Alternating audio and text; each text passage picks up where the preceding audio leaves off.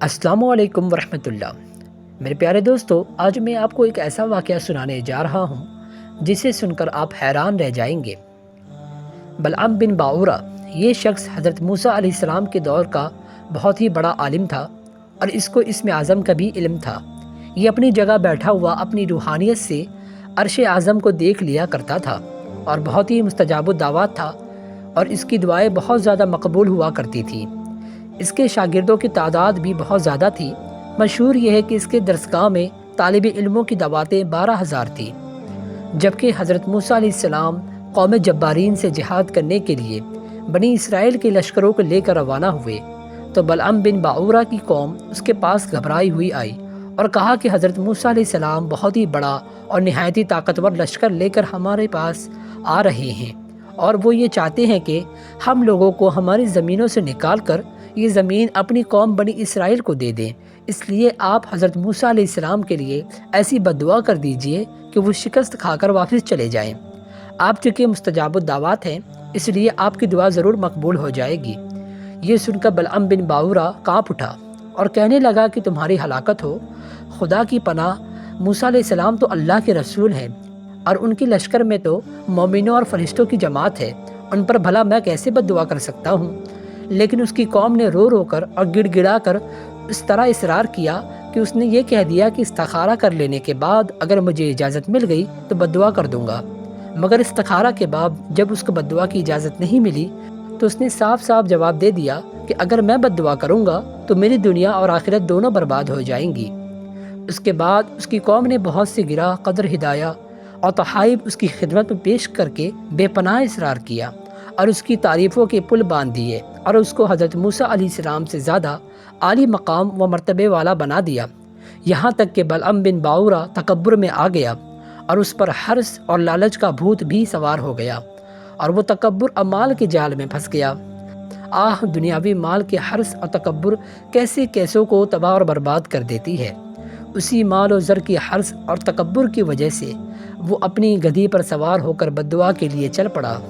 راستہ میں بار بار اس کی گدھی ٹھہر جاتی اور منہ موڑ کر بھاگنا چاہتی، مگر یہ اس کو مار مار کر آگے بڑھاتا رہا، یہاں تک کہ گدھی کو اللہ تبارک و تعالیٰ نے گویائی کی طاقت عطا فرمائی اور اس نے کہا کہ افسوس اے بلعام باعورہ، تو کہاں اور کدھر جا رہا ہے؟ دیکھ، میرے آگے فرشتے ہیں جو میرا راستہ روکتے اور میرا منہ موڑ کر مجھے پیچھے دھکیل رہے ہیں۔ اے بلعام، تیرا برا ہو، کیا تو اللہ تبارک و تعالیٰ اور اس کے نبی اور اس کی مومنوں کی جماعت پر بددعا کرے گا؟ گدھی کی تقریر سن کر بلعام بن باعورہ واپس نہیں ہوا، یہاں تک کہ حسبان نامی پہاڑ پر چڑھ گیا اور بلندی سے حضرت موسیٰ علیہ السلام کے لشکروں کو بغور دیکھا اور تکبر اور مال و دولت کی لالچ میں اس نے بددعا شروع کر دی۔ لیکن خدا عز و جل کی شان کہ وہ حضرت موسیٰ علیہ السلام کے لیے بددعا کرتا تھا مگر اس کی زبان پر اس کی قوم کے لیے بددعا جاری ہو جاتی تھی۔ یہ دیکھ کر کئی مرتبہ اس کی قوم نے ٹوکا کہ اے بلعام، تم تو الٹی بددعا کر رہے ہو۔ تو اس نے کہا کہ اے میری قوم، میں کیا کروں؟ میں بولتا کچھ اور ہوں اور میری زبان سے کچھ اور ہی نکلتا ہے۔ پھر اچانک اس پر غضب الہی نازل ہو گیا، اس کی زبان لٹک کر اس کے سینے پر آ گئی۔ اس وقت بلعام بن باعورہ نے اپنی قوم سے رو رو کر کہا کہ افسوس، میری دنیا اور آخرت دونوں برباد و غارت ہو گئی، میرا ایمان جاتا رہا اور میں قہر و قہار و غضب جبار میں گرفتار ہو گیا۔ اب میری کوئی دعا قبول نہیں ہو سکتی، مگر میں تم لوگوں کو مکر کی ایک چال بتاتا ہوں۔ تم لوگ ایسا کرو تو شاید حضرت موسیٰ علیہ السلام کے لشکروں کو شکست ہو جائے۔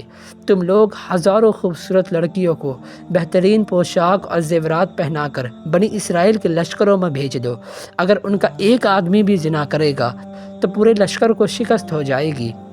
چنانچہ بلعام بن باعورہ کی قوم نے اس کے بتائے ہوئے مکر کا جال بچھایا اور بہت سی خوبصورت دوشیزاؤں کو بناؤ سنگھار کرا کر بنی اسرائیل کے لشکروں میں بھیج دیا، یہاں تک کہ بنی اسرائیل کا ایک رئیس ایک لڑکی کے حسن و جمال پر فریفتہ ہو گیا اور اس کو اپنی گود میں اٹھا کر حضرت موسیٰ علیہ السلام کے سامنے گیا اور فتویٰ پوچھا، اے اللہ کے نبی، یہ عورت میرے لیے حلال ہے یا نہیں؟ آپ نے فرمایا، خبردار، یہ تیرے لیے حرام ہے، فوراً اس کو اپنے سے الگ کر دے اور اللہ عز و جل کے عذاب سے ڈر۔ مگر اس رئیس پر غلبہ شہوت کا ایک ایسا زبردست بھوت سوار ہو گیا تھا کہ وہ اپنے نبی علیہ السلام کے فرمان کو ٹھکرا کر اس عورت کو اپنے خیمے میں لے گیا اور برائی کا مرتکب ہوا۔ جس سے حضرت موسیٰ علیہ السلام نے منع فرمایا تھا، اس گناہ کی نحوست کا یہ اثر ہوا کہ بنی اسرائیل کے لشکر اچانک طاعون وبا پھیل گئی۔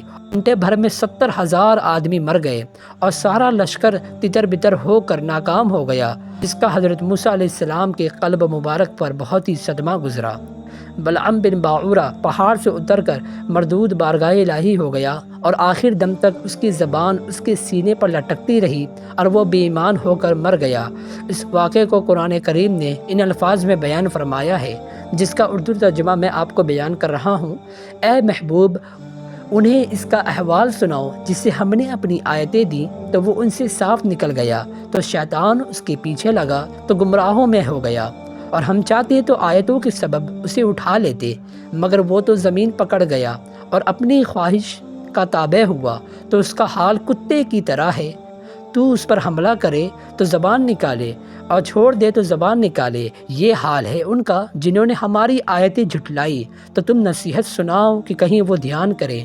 بلعام بن باعورہ کیوں ذلیل ہوا؟ روایت ہے کہ بعض انبیاء کرام نے خدا تعالیٰ سے دریافت کیا کہ تو نے بلعام بن باعورہ کو اتنی نعمتیں عطا فرما کر پھر اس کو کیوں اس قدر ذلیل کافر بنا دیا؟ تو اللہ تبارک و تعالیٰ نے فرمایا، اس نے میری نعمتوں کا کبھی شکر ادا نہیں کیا۔